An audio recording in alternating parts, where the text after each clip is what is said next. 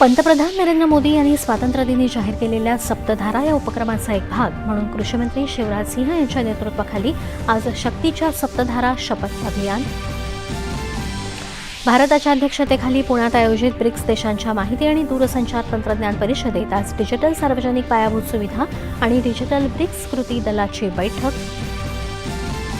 झारखंडमध्ये TPTL या विवादित एजन्सीद्वारे आयोजित करण्यात आलेली JSSC CGL इतरसह सर्व परीक्षा आणि त्यांचे निकाल रद्द करण्याची मुख्यमंत्री हेमंत सोरेन यांची घोषणा,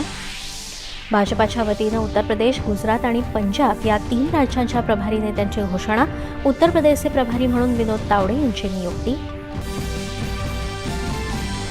राज्यात अन्न आणि औषध प्रशासन विभागाकडून उत्तम कार्यवाही सुरू असून ती सुरूच राहील अशी मुख्यमंत्री देवेंद्र फडणवीस यांची प्रतिक्रिया, अमेरिकेसोबत अत्याधुनिक तंत्रज्ञानाच्या संदर्भात भागीदारी आणि गुंतवणुकीसाठी मुख्यमंत्री देवेंद्र फडणवीस आणि अमेरिकेचे भारतातले राजदूत सर्जिओ गोर यांच्यात सकारात्मक चर्चा,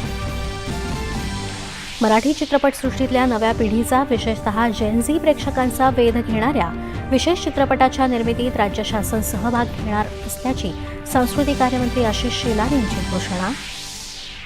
मुंबई उच्च न्यायालयानं डॉक्टर नरेंद्र दाभोलकर हत्या प्रकरणातला मुख्य आरोपी सचिन अंदुरेला केला जामीन मंजूर, जन्मठेपेच्या शिक्षेलाही दिली स्थगिती, भारतातल्या निवडणूक प्रक्रियेचं अमेरिकेचे राष्ट्राध्यक्ष डोनाल्ड ट्रम्प यांच्याकडून कौतुक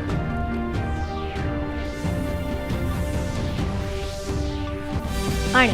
श्रीलंकेविरुद्धच्या क्रिकेट कसोटी सामन्यात भारताचा निम्मा संघ गारद, 300हून अधिक धावांची आघाडी.